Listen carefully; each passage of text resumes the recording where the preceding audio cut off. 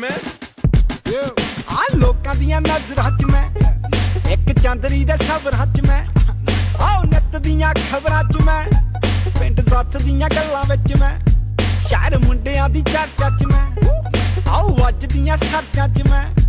ਆਹ ਵੱਜਦੀਆਂ ਸਰਚਾਂ 'ਚ ਮੈਂ ਆਹ ਵੱਜਦੀਆਂ ਸਰਚਾਂ 'ਚ ਮੈਂ ਆਹ ਵੱਜਦੀਆਂ ਸਰਚਾਂ 'ਚ ਮੈਂ ਹੱਥੀ ਪਾਲੇ ਮੇਰੇ ਨਾਲ ਵੀ ਬਾਦ ਚਾਹੁੰਦੇ ਘਰ ਨਾਲ ਹੀ ਮੈਨੂੰ ਬਰਬਾਦ ਚਾਹੁੰਦੇ